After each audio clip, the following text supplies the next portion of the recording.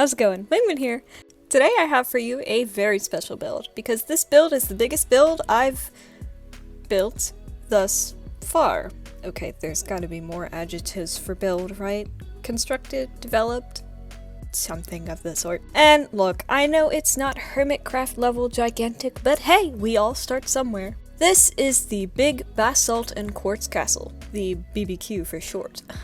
See what I did there? The name is quite obviously based on its outer building materials. It's definitely not a traditional castle with its shiny white peaks, glass viewing rooms, and rather modern setup inside. However, I would still consider it a castle due to the towers and overall outline and shape of the architecture. Maybe it's more of a mansion in that way though, but a castle sounds cooler. I mean, right? You'd rather live in a castle than a mansion, let's be honest. Anyhow, I'm not quite sure of the exact amount of time it took me to create this piece, but I'd say at least 2 weeks. The mountain below, as you saw in the intro, was not randomly generated. That took about an evening to complete and is completely hollow on the inside. I will probably be expanding the castle downwards into this hollow mountain as to give it more interesting and creative rooms, since most of the current castle rooms are either viewing rooms or bedrooms with bathrooms attached. To begin this tour, let's float inside, shall we?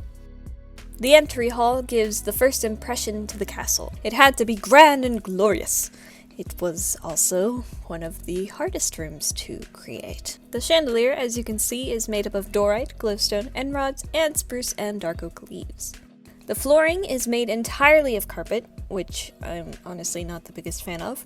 However, I don't think a glowstone floor would be appealing to look at either, since that's the block below the carpet. It helps to light up the room though, since the chandelier wasn't enough to do so. Carpet is actually a very clever way of hiding light sources while keeping the same amount of luminescence in the room. Since I decided to use lighter colors for the carpet, that also helps to brighten it up in a more aesthetically pleasing way. A grand staircase creates a walking path around the hall, which not only helps to get to each of the rooms, but also leads to a small balcony that the owners could use to greet guests or shoo away foes. Beneath the grand staircase is the largest room in the castle, save the entry hall of course. I like to call this the copper dining room since, well, most of the furniture is made entirely of pure or oxidized wax copper. I really love the colors. They are so pretty. Copper was definitely a great metal choice for the 1.17 update. Don't worry, if this was a real place, the furniture would not be made purely out of copper. That sounds rather uncomfortable and really expensive. 3 dining tables are set up around the upper part of the room for more guests. A steep but wide staircase leads down to the main dining room table, which seats 8. As you can see, tonight's dinner consists of mutton, beet stew, and carrots. Delicious! If you like all those things, of course. A chandelier, similar to the one in the entry hall, sits above the giant table. However, it displays copper and lanterns instead of glowstone.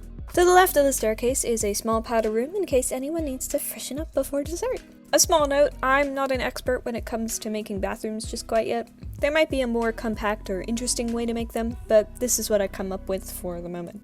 Moving swiftly along in this tour, we now have the kitchen, which is on the lower left half of the entry hall.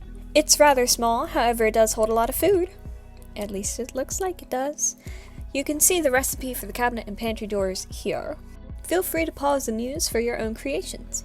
There's a simple stovetop to the right, and a fridge and sink to the left. All the food is on cutting boards, which was achieved by placing an item frame with the food or tool item of choice inside, then placing a birch pressure plate on top. It does not work if you make the item frames disappear though, and I found that out the hard way, several times. Finally, end rods and lanterns make up the lighting of this room, and both blue glazed terracottas are used for some tile decoration along with the smooth quartz. On to the opposite side of the castle, on the lower right side of the entry hall, we have the birch bedroom, I guess? Yeah, let's go with that. As you've probably already noticed, all the rooms have completely different color schemes and blocks used for their furniture. This was simply done because I thought it would look a little too monotonous if all the rooms had the same furniture and colors in them. The birch room has a yellow, gray, and white color scheme throughout. Honeycomb blocks with torches are the main light source, although there is a lantern here and there as part of the decor. The bedroom has a simple bathroom attached with a nice floor decoration of yellow and white glazed terracotta. Like I mentioned in my black and red cottage video, I love using glazed terracotta even though it can be a pain in the butt to work with. Finally, a very large bathtub completes the bathroom.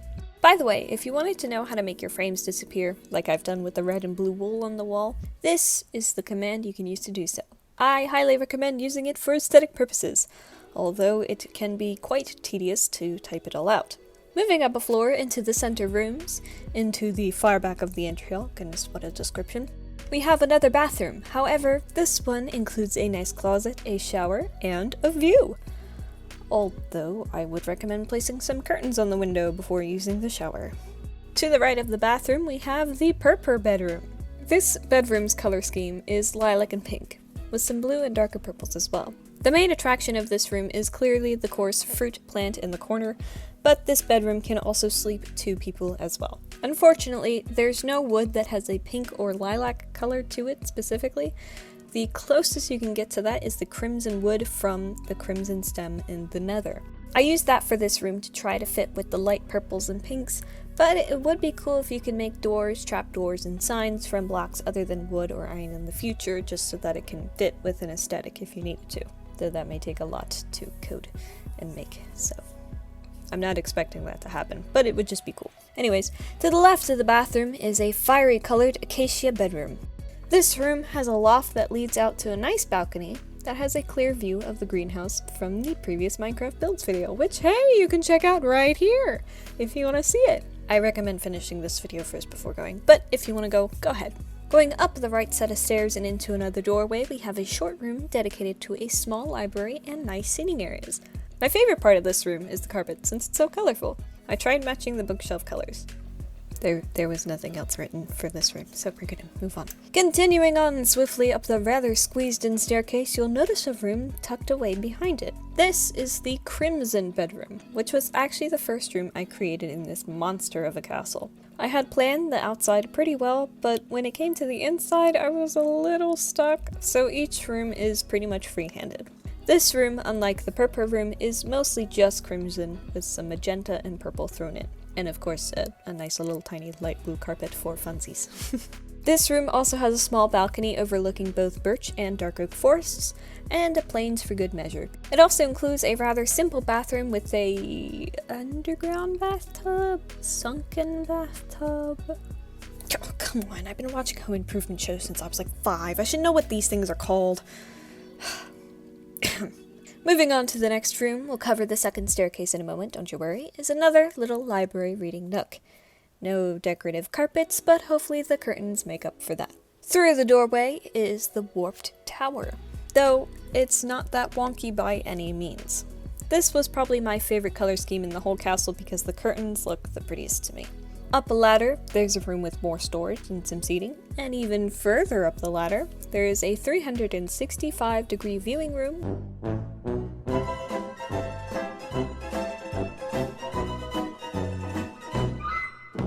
with some more seating and cyan candles for lighting. Despite my love of candles, I hardly used any for this build, which is quite unfortunate and something that will definitely be changing for my future builds. Escaping the warped tower, back down past the little reading nook, there was another set of stairs. Told you we'd cover it later. Which leads up to, you guessed it, a huge library. We love to read in this household. A big, lavishly colored carpet, similar to the one in the other, smaller library, adds some coziness to this very large room. Hidden away in a corner, you'll find an enchantment table. And up some more steps, there's another viewing room. For good measure, there's a balcony in case all the seats in the library are taken.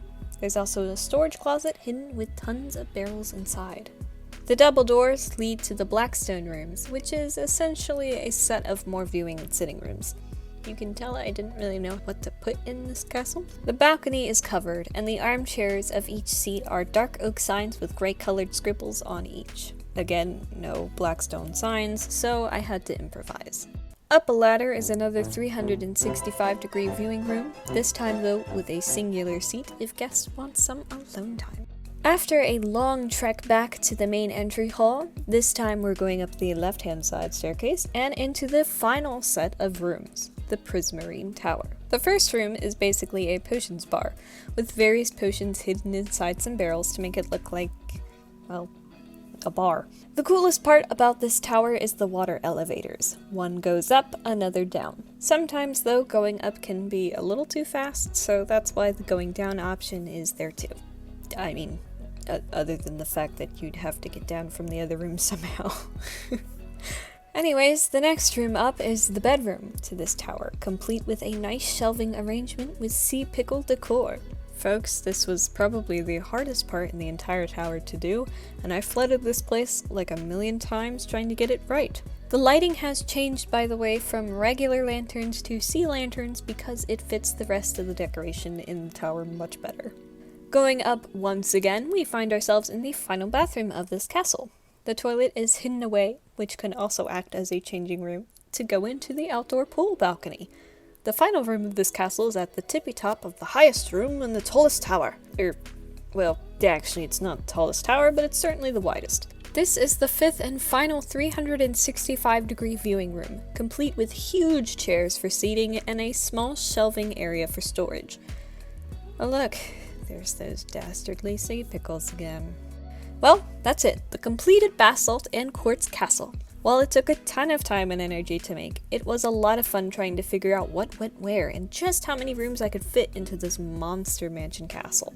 Overall, I know there's bits and pieces I could improve upon and change here and there to make it look a little more professional, but for a non-pro builder, I think I did really well and I'm very proud of what I've created. I hope you've also enjoyed this tour of the BBQ castle. If you want to see more of my Minecraft creations, be sure to check them out in the playlist link in the description below. And be sure to like the video and subscribe for more interesting content that, I must say, is not just Minecraft related. And, unless otherwise stated, I am still posting on Sundays at 5 p.m. Eastern Standard Time every week. Well, that's all for today's video. See you next week!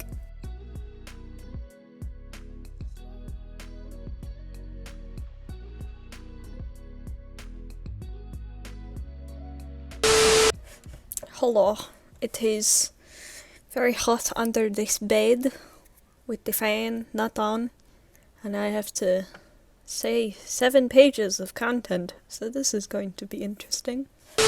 A grand staircase. Curse? What?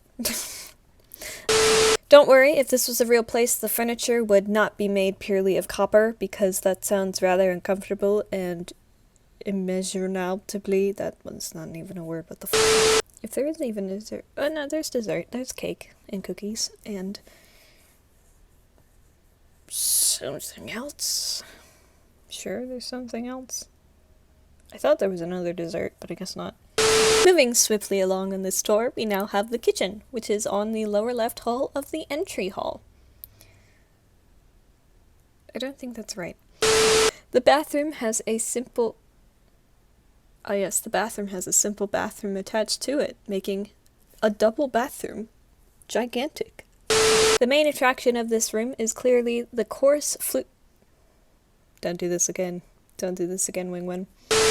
Acacia is probably the hardest Minecraft word to say in the existence of Minecraft ever. I don't know if it's real wood. It might be, though. It might not be. Is acacia a real wood? Ah, yes it is. That's cool. Teeny leaves and covered in thorns. Thorns? Thorns. There we go. Tour of the barbecue castle. Barbecue? Barbecue. This is not the barbecue castle. This is the Basalt and Quartz castle. The big Basalt and Quartz castle. So it's the BBQ. I hope you've also enjoyed this tour of the barbecue castle. I keep saying barbecue, and it's not barbecue. It's just BBQ. I hope you've also enjoyed this tour of the BBQ castle. Yes, there we go. You got this. Woo! Okay. That was loud. That was an accident. So yeah. That's not the end.